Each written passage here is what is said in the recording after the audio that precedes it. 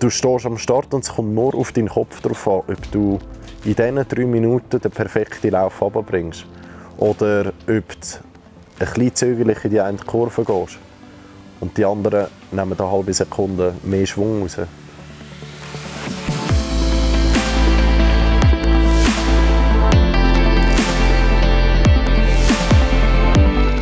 Beim Rennenfahren finde ich das Adrenalin etwas Geiles und so Grenzen einschätzen können und einfach das Fahren und Zeitlauf, das finde ich schon recht geil.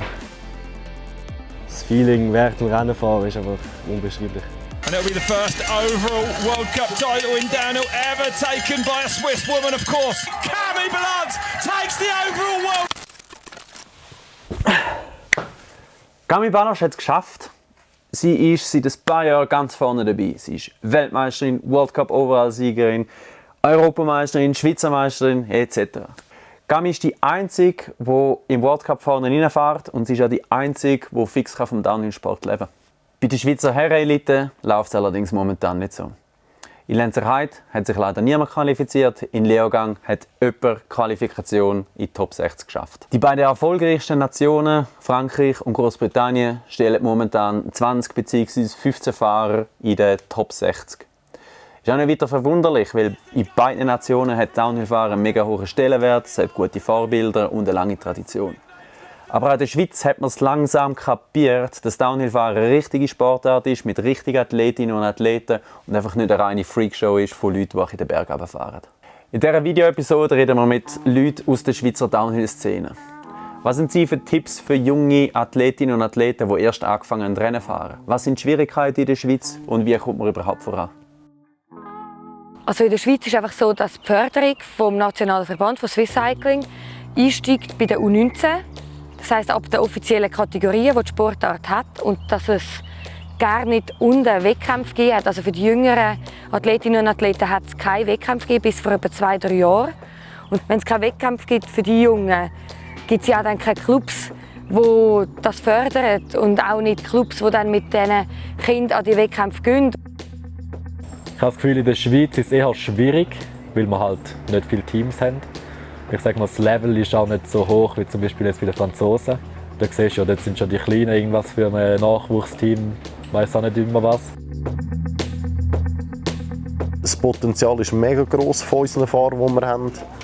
Und es ist wirklich schade, können die nicht zu jemandem aufschauen, der, ich sage, Top 20 fährt und davon leben kann. Sondern sie schauen blöd gesagt zu mir rauf und sehen stetig irgendwie um die mittleren Rangierungen am Weltcup und kommen irgendwie am Weltcup gleich nicht weiterführen. Aus dem Grund, weil ich mich nicht nur auf den Sport konzentrieren kann. Ja, in der Schweiz ist schon hart. Wir haben jetzt 2 Elite-Teams. Und ja, wenn ich jetzt gerade vorne dabei bin, ist es halt schon schwer, um ein Team zu finden.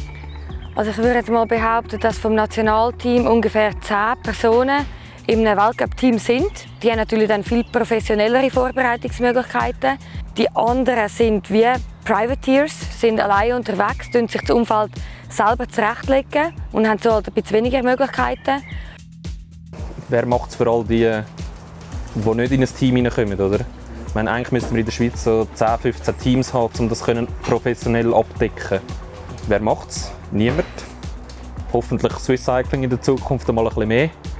Es war jetzt schon cool mit Leistungstests und so weiter. Geht es in die richtige Richtung, oder? Also wir haben jetzt hier 2 Trainingstage vor uns und planen Zeitmessung zu machen. Es sind etwa 20 Athletinnen und Athleten hier. Und so versuchen wir natürlich, möglichst viel rauszuholen und uns gut auf den Weltcup vorzubereiten.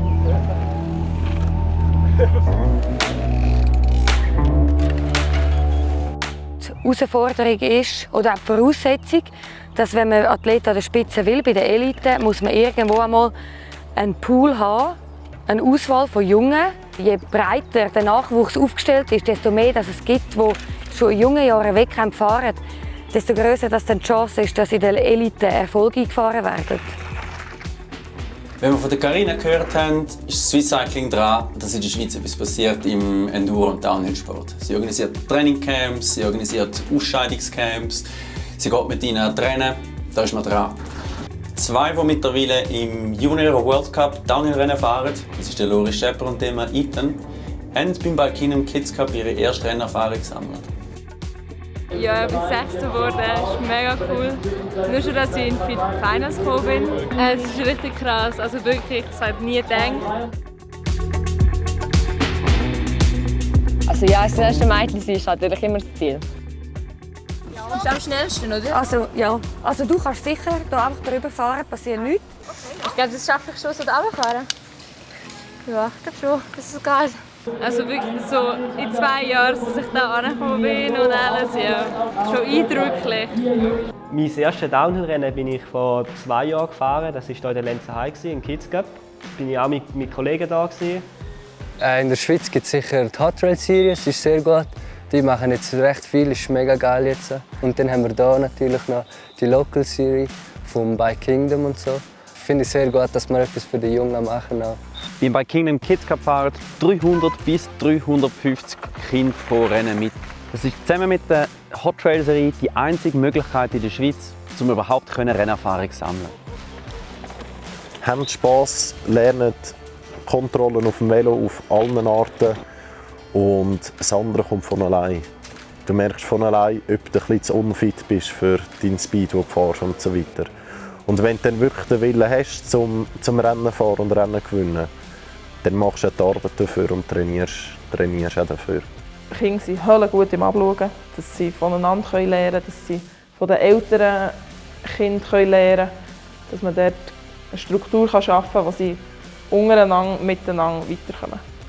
Ich war im letzten Jahr an allen 3 Kids Cup Rennen dabei und habe mich auf die Suche gemacht nach 2 speziell motivierten Kindern. Ich habe Jamie und Lino ausgesucht, weil beide sehr positiv aufgefallen sind und mega motiviert sind zum Rennenfahren. Die beiden werden jetzt in der Bike Kingdom Academy ein Jahr lang unterstützt.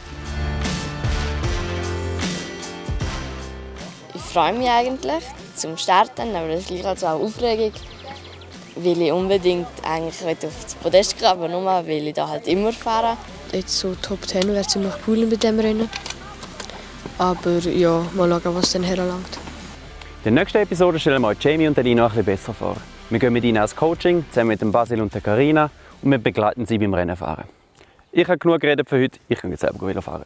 Tschüss!